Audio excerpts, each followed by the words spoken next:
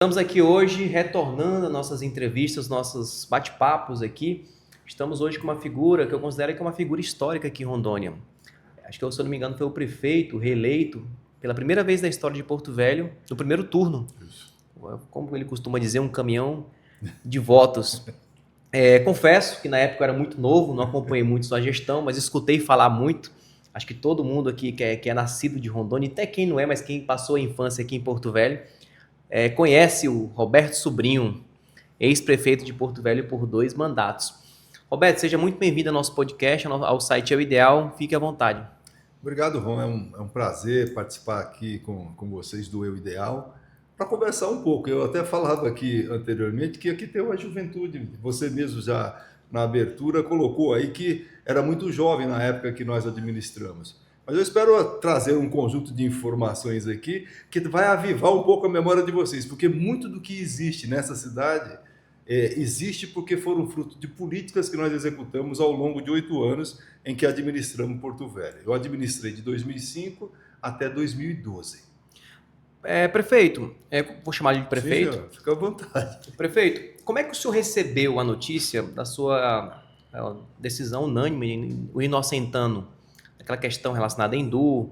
Isso depois de 7 anos, passaram-se 7 anos, a justiça reconheceu e inocentou o senhor naquele processo. Como é que o senhor recebeu essa notícia? Então, só para contextualizar um pouco, Juan, eu administrei a cidade de 2005 até 2012. Faltando 13 dias para concluir o meu mandato, meu segundo mandato, aconteceram 2 operações na prefeitura. E essas operações policiais, elas impediram que eu pudesse sair pela porta da frente da prefeitura. Eu entrei com milhares de votos, mas não tive o direito de sair porque eu fui afastado do município por 2 operações policiais. Uma operação era com relação a aluguel de máquinas, de tratores, de caçambas para prestar serviço aqui na nossa cidade. E a acusação era que eu havia cancelado um contrato emergencial sem nenhuma justificativa. Ocorre que no contrato que eu assinei tinha uma cláusula dizendo que quando a licitação definitiva acontecesse, eu encerraria o contrato. E assim eu mostrei em juízo e o juiz também entendeu que não havia motivo para aquela operação, porque havia uma cláusula no contrato que dizia o procedimento que eu deveria adotar. A segunda operação foi em função de uma obra aqui chamada Igarapés do Madeira, para combater a questão da malária. E nessa operação tem uma coisa muito curiosa. Nós falávamos aqui a respeito dos cartórios do Décio e da Helena Carvajal. Nessa operação, mandaram para a juíza, na justificativa da operação, algumas informações, e entre elas tinha algo muito peculiar. Lá estava dizendo o seguinte, que o prefeito de Porto Velho, Roberto Sobrinho, tinha 50 propriedades em Porto Velho, 50 imóveis em Porto Velho. Eu sou professor, sou funcionário público, prefeito, da onde é que eu arrumei dinheiro para comprar 50 imóveis? Eu fui ler depois e eu não acreditei. Sabe o que foi feito? Eu criei aqui em Porto Velho um programa de regularização fundiária. Nós entregamos quase 24 mil escrituras, e eu sei que vocês conhecem pessoas que receberam essas escrituras aí. E eu assinei todas as 24 mil. Então, toda escritura tem o meu nome. E nessas escrituras, nessa documentação que constava essas 50 propriedades, o meu nome aparecia porque eu era o prefeito que tinha assinado. Não era que os imóveis eram meus. E nesses imóveis tinha escola, praça, posto de saúde. Não tomaram o devido cuidado em ver que aquelas propriedades não eram minhas. E depois de 13 anos, essas operações foram em dezembro de 2012. Depois de 13 anos, e eu venho dizendo ao longo de todo esse tempo aí, eu não fiz isso. Eu agi de maneira correta, eu sempre usei de forma correta os recursos da prefeitura. Eu tive reconhecido pelo Tribunal de Justiça, na última operação, de que eu era inocente, de que eu sou inocente. Então, veja, são 13 anos que se passaram, houveram 3 operações e agora 3 absolvições. Então, isso é algo muito importante para mim. Principalmente porque eu costumo dizer o seguinte, vocês eram muito mais jovens naquela época, eu tinha uma máxima que eu sempre utilizava nos meus discursos. Eu dizia que honraria o voto daquela população. Eu fui eleito na primeira eleição, ninguém acreditava que eu venceria, venci. Administramos, fomos para o segundo mandato, venci no primeiro turno, porque aquilo que eu falei que faria, eu fiz, e vinha trabalhando da mesma maneira no segundo. E havia uma outra situação. Eu era o quarto melhor prefeito das capitais brasileiras. Eu tinha 88% de aprovação. E tinha um indicativo na vida do político, era na sequência. Havia uma predisposição em fazer a disputa para o governo do Estado. E quando acontece essas operações, o que se passou para a população? De que eu era um corrupto e de que eu era incompetente. Prefeito, o senhor mencionou também, é importante de dizer, foram 13 dias que faltavam para o senhor completar o mandato, teve a operação, depois de 13 anos depois... 13 anos depois. E o 13 justamente o número do azar. O 13 sempre está junto Está junto, tanto no número da sorte, quanto pode ser o número do azar, vamos dizer assim. Também. Prefeito, agora eu também quero te perguntar, o senhor falou sobre, a gente sugeriu de alguma forma que... quando o senhor era bem cotado para governos, de fato o senhor era um prefeito muito popular, o senhor completou o mandato ainda com uma popularidade muito alta, mas deixou entender que pelo fato do senhor ser alguém que prejudicava, possivelmente a outros grupos políticos, houve essas operações. O senhor acha que houve atendendo interesses de terceiros? E se houve, de quem? O senhor se sente injustiçado por conta disso? De tudo que aconteceu com o senhor? Veja, eu não tenho como dizer assim que eu fui uma pessoa perseguida, de que foi um grupo político que armou isso. Eu não tenho como provar esse tipo de coisa. Uma coisa que eu tenho certo é o seguinte, que um conjunto de suposições levantadas sobre a minha postura como prefeito, de que eu não era uma pessoa proba, de que eu não era uma pessoa capaz de administrar, de que tudo isso que foi levantado, tudo, eu agora fui inocentado pelo Poder Judiciário. Isso é o que me importa. Porque, para mim, andar nas ruas de Porto Velho é poder dizer o seguinte, o que eu era antes de ser prefeito, eu continuo sendo hoje. E nesse meio, pairou sobre a minha cabeça um conjunto de acusações. E essas acusações agora, elas foram à luz da realidade dos fatos, demonstrados que elas não procediam. Eu sou o mesmo Roberto que era de antes. Eu sempre acreditei que você tem que honrar o mandato que você recebe da população. Tem que priorizar a população mais pobre. Tem que ter políticas públicas substituindo o assistencialismo, agindo de forma planejada e organizada. E a minha gestão foi toda assim. Eu não tenho... fica para a população avaliar. Uma pessoa que administrou durante 8 anos, não tinha denúncias de corrupção no meu governo. 8 anos. Não tinha denúncias, não aparecia. O meu governo não era um governo que toda hora estourasse um escândalo. Não tinha isso. Aí, de repente, faltando 13 dias úteis, 2 operações. Tá? Não tinha. Eu fui pego de surpresa. E isso me abateu muito, porque eu jamais acreditaria nesse tipo de situação. E elementos que foram utilizados, eu vou dar mais um exemplo para vocês. Vocês são jovens. Isso consta em todos os processos, tá? O que eu estou falando aqui não é nada de... Consta lá, escrito, está tudo registrado. Eu vou dar um exemplo para você. A minha chefe de gabinete chamava Miriam Saldanha. A Miriam Saldanha, ela foi presa provisoriamente, por 5 dias. E depois prorrogaram a prisão dela por mais 60 dias. Tá? Qual foi o argumento utilizado para prorrogar a prisão da Miriam? A Miriam gravaram uma interceptação telefônica entre ela e o representante da agência de publicidade que cuidava da comunicação da prefeitura. E ele chamando-a para participar de uma reunião. Aí ela dizia o seguinte, olha, eu só vou se o bolo for moca e tiver a Coca-Cola. E ele dizia, a pauta da reunião é o Natal de todos. Os investigadores entenderam que o Natal de todos era propina para todos. Eles entenderam que o bolo é moca e a Coca-Cola era um código.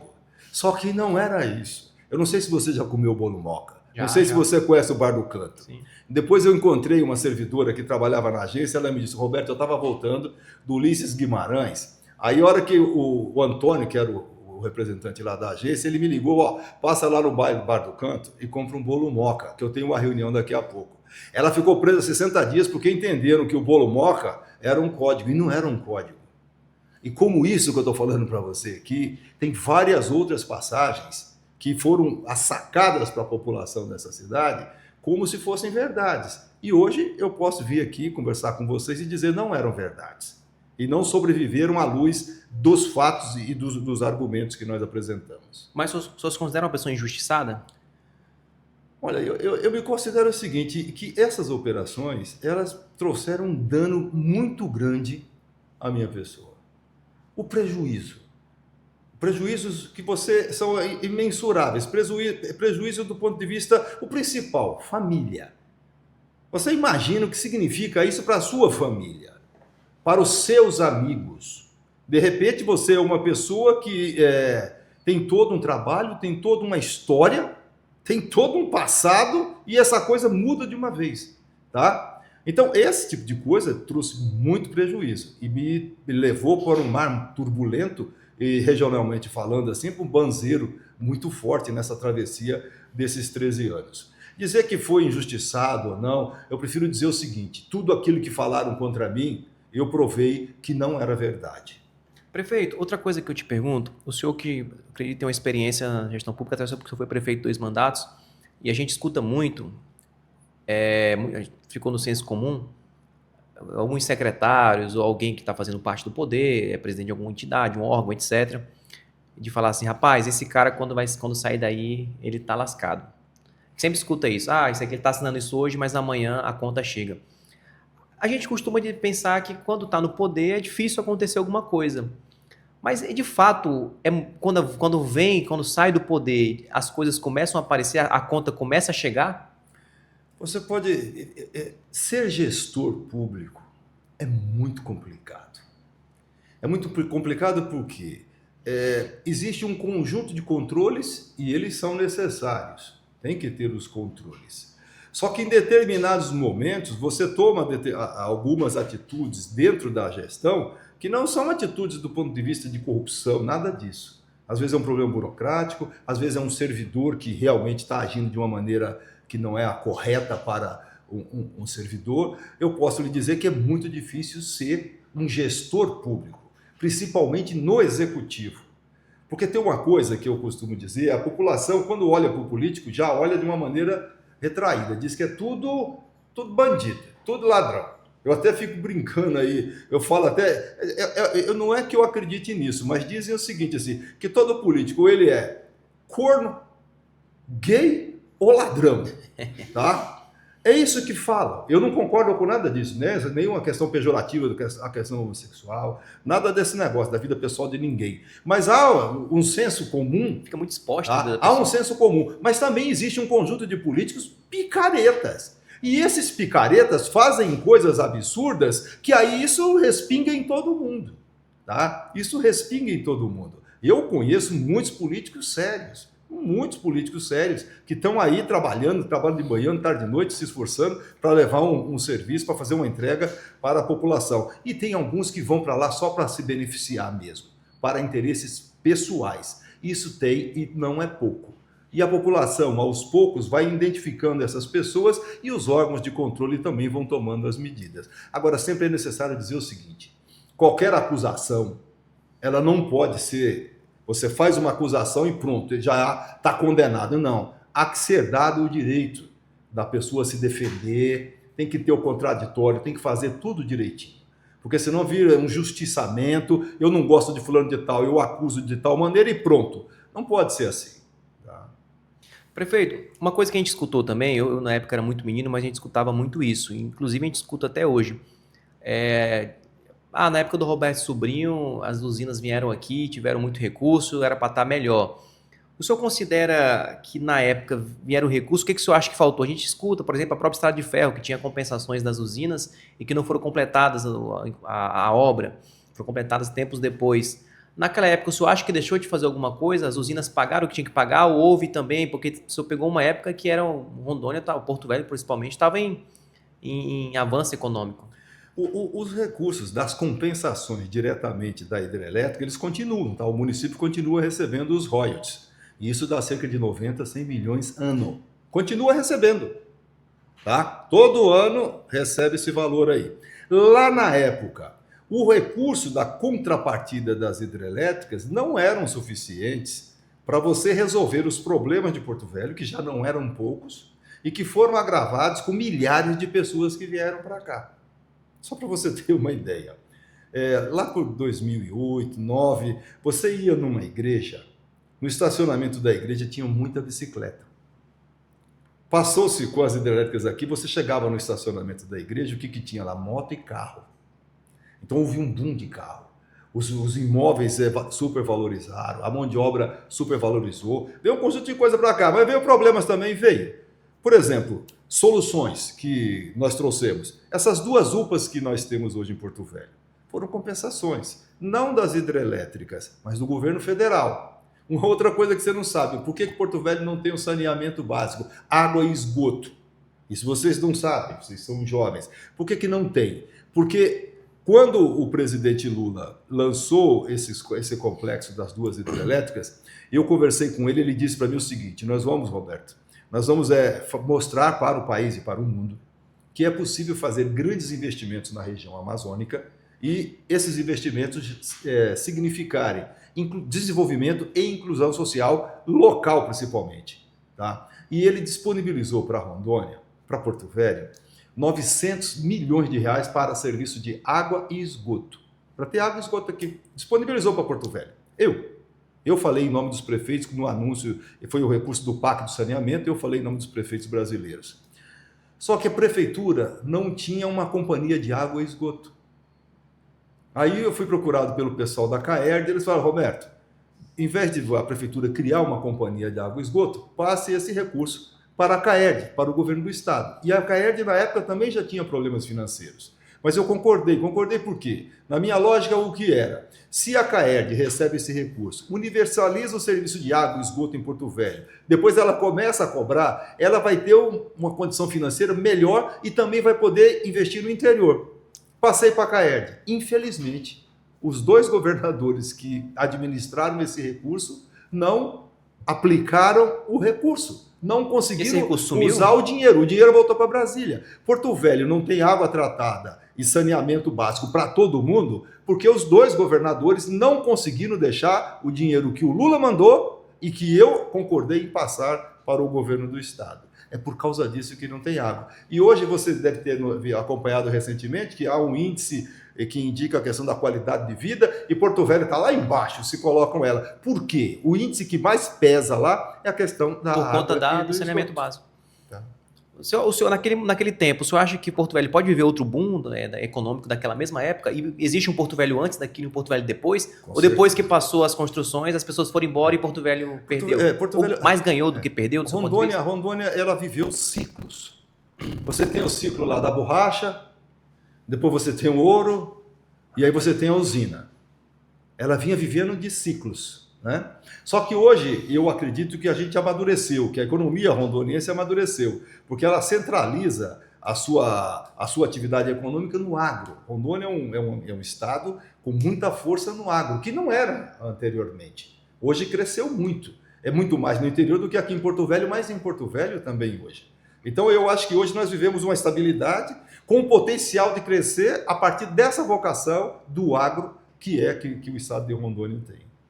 Prefeito, agora a gente falou da sua gestão, agora eu quero falar do momento político que o Brasil enfrenta, mais especificamente aqui em Rondônia.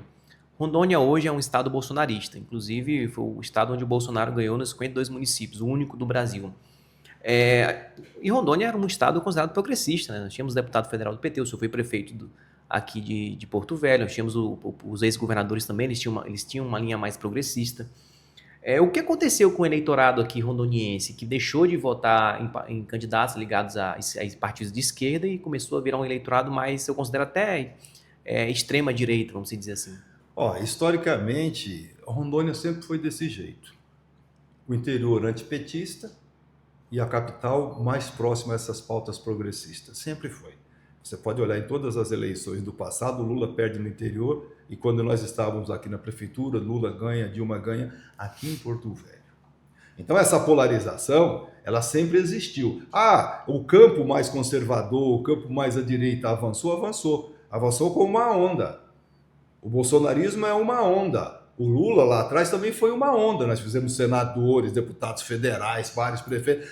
São ondas. Eu acredito que essa máxima que é colocada aí de que Rondônia é um estado bolsonarista, isso já era, isso não é mais. Sabe por quê? Porque hoje o Lula tem uma avaliação positiva aqui de mais de 40%.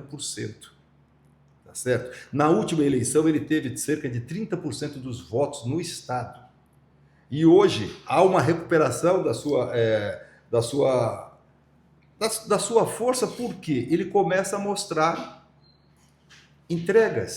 Quem é que fez alguma coisa para o Rondônia? Nós estamos aqui em Porto Velho. Esses viadutos que estão aí, recursos do governo federal. As unidades de saúde, recursos do governo federal. Duplicação de vários pontos da BR, recursos do governo federal. Investimento na agricultura, recursos do governo federal. Ampliação da capacidade educacional do Estado, recursos do governo federal. Desse presidente Lula. Hoje eu não estou filiado a nenhum partido, mas se eu for fazer uma análise de alguns gestores atuais que preferem ficar nessa briga, para mim, pequena de ideologia de esquerda e de direita, e coloca em segundo plano o atendimento das demandas da população, eu acho que eles erram muito. Eles erram muito. A prioridade não tem que ser o seu partido político, a prioridade tem que ser viabilizar recursos para resolver problemas da população. Tá? Então, essa briga de esquerda e direita, isso interessa muito aos segmentos polarizados. E a população hoje não é uma população só de Rondônia, Porto Velho, do Brasil, ela não aceita muito mais essa questão do polarizado, dos extremos. Não basta mais você chegar com a pautinha de costumes que o povo vai seguir, isso aí não vai. As pessoas querem políticos equilibrados e que tenham capacidade de trazer benefícios para a população.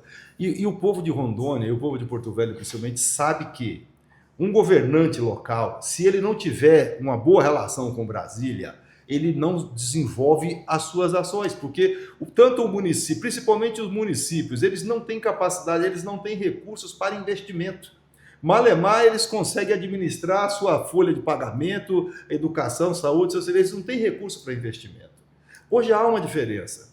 Antigamente havia uma dependência maior do governo federal, porque os deputados e os senadores não tinham essas emendas impositivas. Só que essas emendas impositivas, hoje, elas são utilizadas de um critério muito eleitoreiro, não um critério mais estruturante, em obras estruturantes que realmente resolvam o problema da população. Eu vejo, por exemplo, se aplica milhões de reais de emendas nessas festas que tem pelo interior afora. Meu amigo, você bota 2, 3 milhões numa festa no município com 6 mil eleitores, a população tem dificuldade na questão da saúde, tem dificuldade na educação, o cara bota 3 milhões de reais para trazer um cantor que só lá Deus sabe de onde, para jogar para a galera o pão e o circo, a política do pão e o circo, lá de trás da Roma Antiga. Então tem muita coisa errada aqui. E aí sim, da minha época para cá, houveram algumas mudanças e que eu não considero positivas. Prefeito, o senhor falou também que o interior geralmente ele sempre foi mais conservador, Foi. Inclusive nas eleições passadas. Na época nós tínhamos o PSDB e o PT sempre esse embate. Hoje houve um avanço não só a nível de Brasil, mas a nível de mundo, né? Da nova direita, vamos dizer assim, da extrema direita, que hoje é denominada de bolsonarista, mas eu não considero bolsonarista, eu considero uma linha mais para a extrema à direita, com pensamentos mais conservadores, no sentido de essas pautas ideológicas. Hoje, você considera que o interior ele mantém esse pensamento, ele se endireitou mais, ficou muito mais extremista e a capital ficou mais progressista? E eu também complemento com uma pergunta. A gente vê os candidatos que estão aí a nível de Estado, liderando nas pesquisas, né, que a gente vê as pesquisas divulgadas oficiais, registradas, e são todos candidatos que não têm alinhamento com o governo federal. Candidatos que você for perguntar a trabalhos e pautas, as pautas são sempre pautas ideológicas, tanto do executivo quanto do legislativo. Como é que o senhor avalia esse nível o nível de política que nós temos aqui em Rondônia hoje, e se é bom para Rondônia, se é ruim, e essa pauta ideológica ser prioridade, e como é que você enxerga, falando no nível dos políticos, o futuro do nosso Estado? Olha, essa questão da extrema-direita, do bolsonarismo, né, essa questão, o bolsonarismo ele é uma marca, ele tem uma marca. Você vê que ele está passando por um momento muito difícil, o seu candidato está passando por um momento muito difícil de acusações e de um conjunto de acusações aí, e muito sérias. Mas mesmo assim você vê que a turma continua junto. É uma marca. Se tirar o que está, o atual candidato, vai botar outro, vai continuar. Porque as pessoas entendem que aquele é o caminho e colocam de lado o seu senso de análise. Porque ele vê a corrupção no adversário, mas quando a corrupção está dentro da sua casa, ele não vê a corrupção dentro da sua casa. Não, esse é o meu bandido, bandido da... Aí não corre. Então isso é uma contradição muito grande. O crescimento desse campo aqui no nosso estado, na minha avaliação, boa parte se deu por uma mistura dessa questão do agro. Porque Rondônia, ele tem mais de 90% de suas propriedades rurais é de pequeno e médio, não é de grande. Só que o pensamento do grande foi incutido na cabeça do pequeno. E o pequeno hoje pensa que ele é o grande. O agro. Não, o agro não é assim. O agro é o quê? A soja, o milho, o boi. Sim, mas quem bota comida, quem bota alimento nas casas das famílias na cidade? É a agricultura familiar. Então você embola a agricultura familiar com o agro como se fosse uma coisa só, e essas pessoas passam a seguir isso. Mas o que nós estamos percebendo hoje é que há uma separação entre agro, o que é agro? O agroexportador, que é importante para a economia, não tem dúvida disso, e tem a agricultura familiar. Só que a ideologia do grande entrou na cabeça do pequeno, e aos poucos isso vai se mudando. Eu disse há pouco aqui que há ciclos. Tá? O bolsonarismo chegou à sua alta, ele não está mais na sua alta. E sem dúvida nenhuma, ele não vai repetir o seu feito da eleição anterior, não, da outra eleição. Porque na anterior ele já perdeu, ele foi derrotado. E como é que você avalia os políticos de Rondônia hoje, que estão pautando mais pautas ideológicas? Como é que você vê a qualidade dos políticos de Rondônia hoje? Olha, eu sou do seguinte, na minha época, eu não tinha ainda as redes sociais como vocês têm hoje, como vocês dominam hoje. Mas quando eu mostrava alguma coisa para a população, era tipo assim, vou inaugurar uma escola. Eu ia inaugurar uma escola e fazia. De boca em boca, né? E fazia divulgação, botava na televisão, onde divulgava uma escola. Eu ia entregar uma unidade de saúde. Eu ia e fazia festa. Eu ia entregar uma UPA, eu ia entregar uma praça nova num local que não tinha nada. Eu ia entregar o asfaltamento de um bairro. Eram coisas assim que eu fazia. Mas hoje em dia, o que eu vejo? Você pega 2 caixas de remédio, vou entregar na unidade de saúde e faz uma propaganda maluca. Na minha cabeça de um político antigo, digamos assim, eu não concebo, porque isso aí, independente de prefeito, a máquina funciona. Os servidores que tem no estado, na prefeitura, em qualquer município, esse tipo de serviço, a máquina funciona sozinha, não precisa de gestor. O gestor tem que fazer o quê? Ele tem que comandar o macro. Ele tem que ter o seu secretário, as suas equipes, e ele tem que viabilizar recursos. Porque se ele não viabiliza recursos, é muito difícil, ele não vai conseguir fazer as entregas que ele prometeu durante o processo eleitoral. E aqui eu não estou me referindo especificamente a um prefeito, tá? Mas eu estou falando dos prefeitos de Rondônia, que é nessa nova geração de prefeitos tiktoker, né? Só que o prefeito é tiktoker, só que a oposição também está aprendendo a ser tiktoker. Portanto, uma coisa vai anular a outra. Vai ficar tudo igual. Uma vantagem competitiva, digamos assim, que esses tiktoker têm, os adversários também estão dominando. Daqui a pouco todo mundo usa isso, então não tem mais novidade. É tudo igual. O jogo fica embatado. O senhor considera quando um gestor ele centraliza muito a prefeitura, a máquina pública nele, sendo de alguma forma TikTok, é ruim porque ao mesmo tempo que ele traz para ele algo que pode ser bom, também pode ser ruim, o discurso pode se cair muito mais rápido? Olha, veja, o prefeito ele não tem como administrar tudo. E qualquer prefeito do estado de Rondônia, se ele quiser administrar tudo, ele não consegue, não tem a menor possibilidade. Agora ele tem que ter pessoas capazes, competentes, em que ele delegue. Você toma conta disso, você faz isso. E que ele planeje, para que ele tem que ter um controle da máquina, ele tem que ter um controle. Então ele faça um planejamento, olha, eu vou ter políticas tais na área da educação, vou ter políticas tais no setor agrícola, vou ter políticas tais em todas as áreas. E depois ele cobra resultados, ele monitora e ele tem que estar presente junto à população. Isso aí, você não pode. Qualquer prefeito hoje, eu estou falando essa questão do TikTok, mas ele está procurando prestar contas do seu serviço. Eu posso até questionar que aquele serviço o secretário poderia fazer essa prestação de conta e necessariamente ele deveria ficar para as coisas mais macros, né? Mas ele tem que prestar conta, o secretário tem que prestar conta, tem que estar muito próximo da população. Você não pode encastelar, você não pode ficar dentro do gabinete no ar-condicionado, você tem que estar na rua mesmo. Prefeito, para finalizar, uma coisa também que a gente escutou muito a falar quando a gente era muito mais novo, é a questão dos viadutos. durante os 8 anos de gestão, não completou a obra dos viadutos, ficou uma obra parada. Por que não conseguiu completar no seu mandato? O que aconteceu que foi completado anos depois?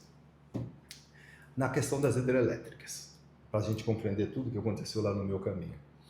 Foi feita, vocês não vão lembrar, antigamente a Jorge Teixeira é BR-319 e a BR-364, que sai ali na divisa ali da Zona Sul, você atravessava ali no Trevo do Roque para qualquer lugar, não tinha aquelas divisórias de concreto no meio. Então você saía da Zona Sul e vinha para a Zona Central de Porto Velho, passando em qualquer lugar. O DENIT fez o quê? Botou aquelas divisórias de concreto e você não podia mais passar de um lado para outro. O que você tinha que fazer? Você saía por uma ponta da Jatuarana aqui ou pela ponta da Jatuarana de lá. Então você pegou mais de 30% da cidade de Porto Velho e botou para sair em 2 vias. Virou um inferno naquela região no trânsito aqui. O que eu fiz? Eu fui a Brasília e falei com o Lula. Lula, olha, bom, esse é um problema. O segundo é que todo mundo passou a ter carro. Isso é uma coisa muito positiva. Não era ruim, eu não reclamava disso não. A pessoa tem o direito de ter o seu carro. O que eu fiz? Eu fiz um projeto. A prefeitura contratou um projeto de uma empresa que trabalha, que é credenciada junto ao DENIT e fizemos um projeto. Chamei a audiência pública, apresentei, todo mundo concordou, beleza. Fui para Brasília de novo, arrumei o dinheiro para fazer os viadutos. Essa obra chama Travessias Urbanas de Porto Velho. É o quê? São os viadutos mais aquela lateral da BR-364. O nome dela é Travessias Urbanas de Porto Velho. 90 milhões de reais. Consegui o dinheiro, o anúncio feito no Palácio, tudo certo, eu vou no DENIT. Quando é que vocês vão começar as obras? O DENIT fala o seguinte, olha, como o Lula anunciou muitas obras no Brasil, a gente não tem condição de tocar essa de Porto Velho. Tá bom? Ou seja, eu faço o projeto, arrumo dinheiro, aí o DENIT resolve não tocar. Sabe o que eu fiz? Eu tomei uma decisão. Passa para a prefeitura que ela toca. Só que o edital, quem deu o edital? O DENIT. Quem fazia os pagamentos? O DENIT. E nós começamos a obra. A obra começou muito bem. Só que uma coisa é você fazer uma estrada no meio do mato, que você não tem interferências urbanas, cabeação, fios, tubulação. É diferente você fazer uma obra na região urbana e uma obra na zona rural. Assim.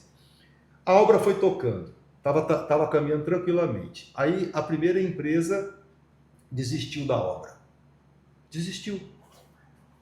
Pá. A gente cancelou o contrato, 4 meses depois contratamos a empresa, outra empresa começou. Chegou em novembro de 2012, essa empresa faliu. A outra empresa, essa segunda, ela faliu. Não faliu em Porto Velho, faliu no Brasil. Ela tinha obras em 8 estados. Ela faliu, aí a obra parou. Só que a obra parou como? Parou com 60% executada, em 3 anos. Em 3 anos que a obra tocou na minha administração, ela andou 60%. Se você pega aquelas marginais lá, ali embaixo tem tubos de 3, 4 metros, tem toda uma tubulação até lá na Faro.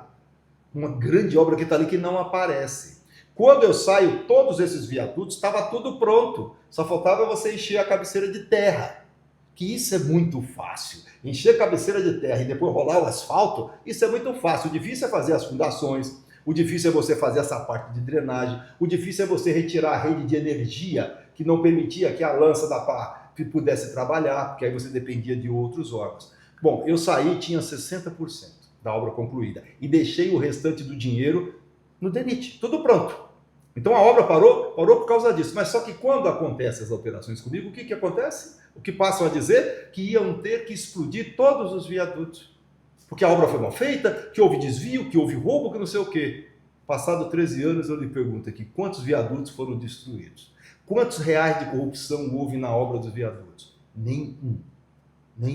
Então veja, você tem um oportunismo político, de que se aproveita de uma situação, de um adversário político, e usa isso para incutir na imagem da população uma imagem de um prefeito que queria enriquecer-se ilicitamente e um prefeito que não tinha capacidade de execução de obras. Só dessa questão do enriquecimento ilícito, para encerrar isso aqui, a Polícia Federal fez um laudo, está escrito no laudo, depois de quebrar meu sigilo bancário, fiscal, tudo que vocês imaginarem, quebrou tudo. Ela fez um laudo, no laudo está escrito assim: o patrimônio do prefeito condiz com a sua renda. Não sou eu que estou falando, é um laudo da Polícia Federal que diz isso. Moro na mesma casa em que eu morava antes de ser prefeito, na mesma casa.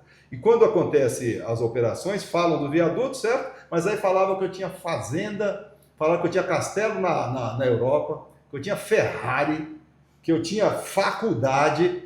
Cadê? Não tinha. Tá? Foi uma arma política para destruir uma pessoa que trabalhou ao longo de 8 anos e trabalhei da melhor maneira possível. Houveram erros? É por ser perfeitamente. Claro que houve numa máquina desse tamanho, como é que você não comete erros? Mas não erro do ponto de vista de ser conivente com desvio de recurso público. O senhor acha que está mais difícil administrar Porto Velho hoje do que antes? Ou antes era muito mais difícil do que hoje? Hoje é mais fácil. Quando eu assumi a prefeitura, Porto Velho tinha 1.200 quilômetros de asfalto. Tinha 1.200 quilômetros de rua, não de asfalto. Tinha 400 quilômetros asfaltados. Em 8 anos, eu asfaltei 400. Tá certo? Depois chegou os prefeitos aí dizendo que asfaltaram 700, 800. Eu não sei de onde eles arrumaram essas ruas. É que eles confundem asfaltamento com recapeamento. Tá? Eu estou falando de asfalto, não estou falando de recapeamento. O recapeamento é onde você já tem um asfalto, você passa o outro por cima lá. Eu estou falando de asfalto, eu fiz esse tanto. Então, muitos problemas que nós tínhamos naquela época, nós não temos mais hoje. Porque foram os prefeitos anteriores, que foram me sucedendo, foram resolvendo isso. Só na questão dos viadutos ainda, né, que você perguntou. Eu demorei 3 anos e meio para fazer 60% da obra.